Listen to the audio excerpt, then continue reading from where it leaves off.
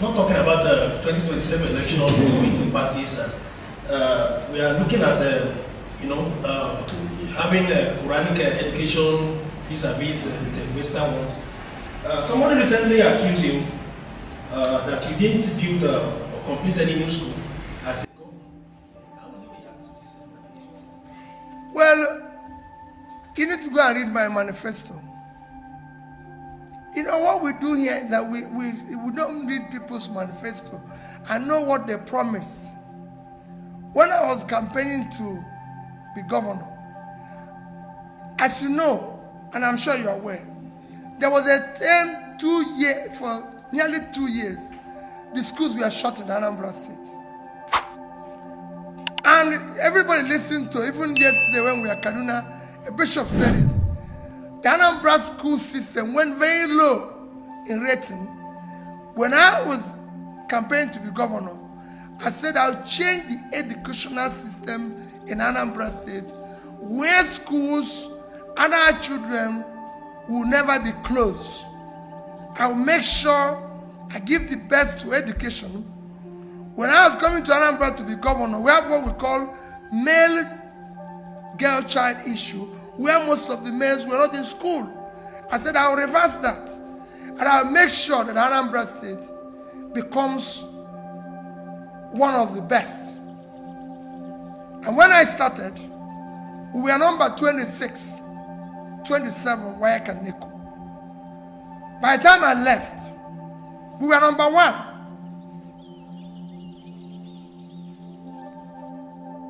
That is what. When I went to Anambra State, I know the state of the schools. When I left, every secondary school in Anambra State had, like I said, a borehole, they had computers, they had vehicles, they have generator. No other state in this country, not one, will say they were able to feed. You can go and ask even providers of computers. Even had every secondary school had internet. You can go and ask one of the famous makers of computer sets. Let me remember their name now. No, Zynos is the agent we use, but it's the equipment. What we bought was the HP. When we ordered computers and desktop tech for HP, they told us, printers, everything. They said no government can afford this. But we bought them at a go, 30,000 complete sets for our various schools. No government was able to do that. We were able to train our teachers and everything. And the result is what you're seeing today. And to even go further, while I do not know who said that and I don't want to know, but let me help you further. The only measure of development while I served as a governor is Millennium Development Goals, which was initiated in the year 2000 with Nigeria and over 150 countries as signatories. That is what China used to change. The MDG goals by the year 2008. That is clear 8 years after I had started. But by the time it was concluded in 2015, Anambra was number 1 in implementation of that. I was even invited to United Nations to come and talk about my experience. That is measured by UNDP. This is not a measurement where you say Peter has scored himself high. And I can tell you, our school, our hospitals, and assistants became model for every other person. So I believe that we did the right thing. Those who are looking for the wrong thing, what I promised the people I delivered. I live in Anambra State today. I live in Onitsha. I'm just going there now. Thank you.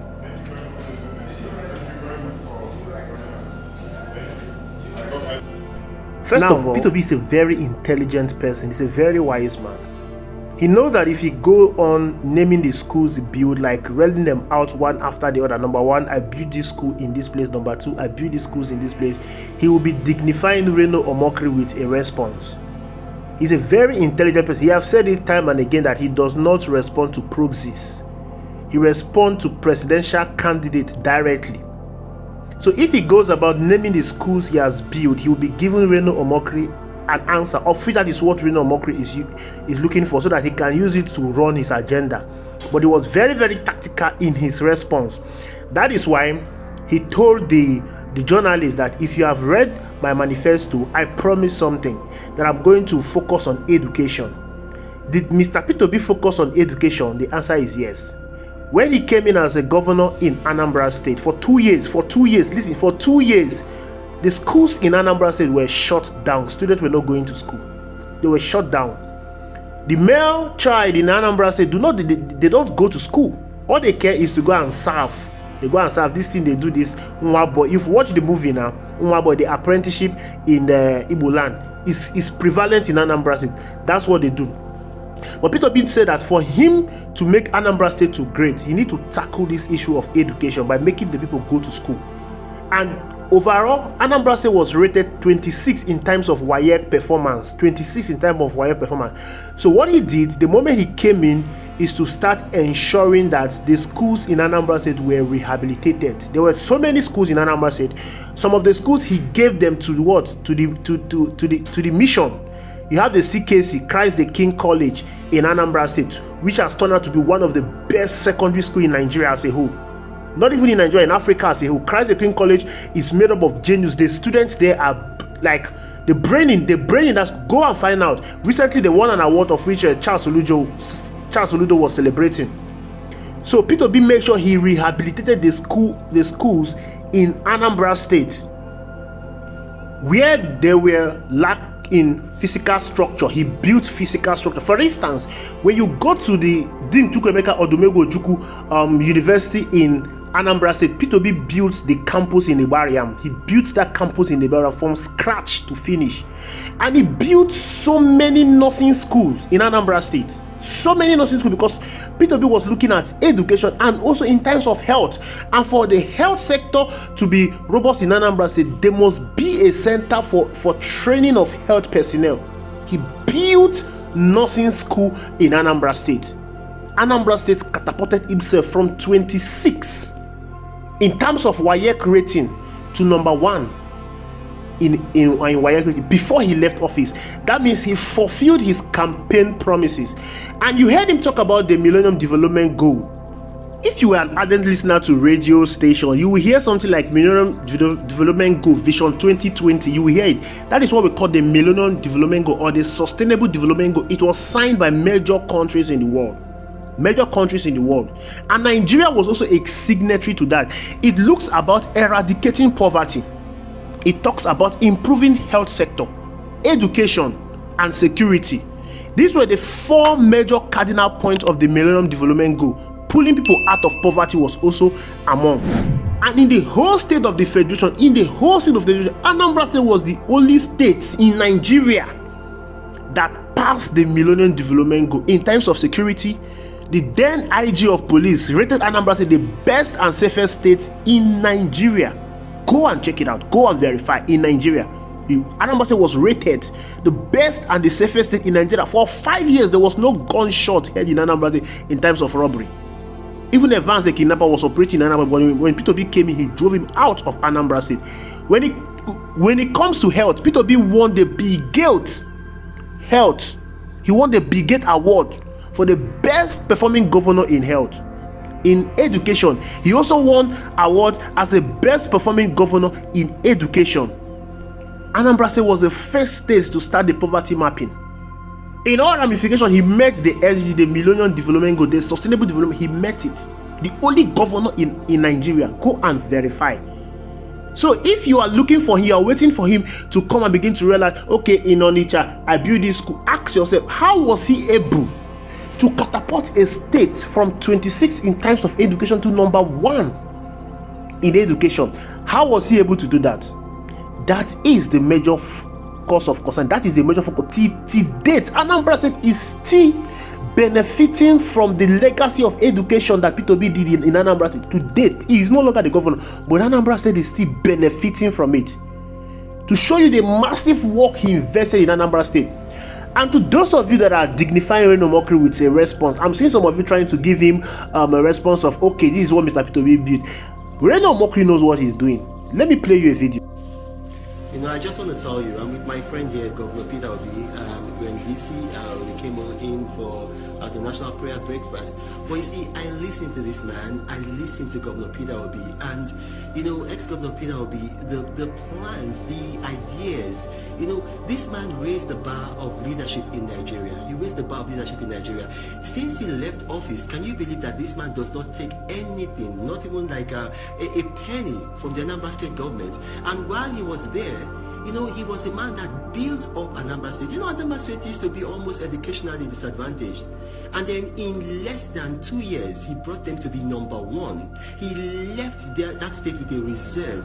Look, you know, we need people like this. I'm so proud of Governor Obi. I listened to him today and, you know, I was taught, like, do we have fellows like this in Nigeria? I'm very proud of this man. You heard that clearly. You heard Reno mentioning about the schools in Anambra State, what P2B did in education in Anambra State. You heard that. He knows what he's doing.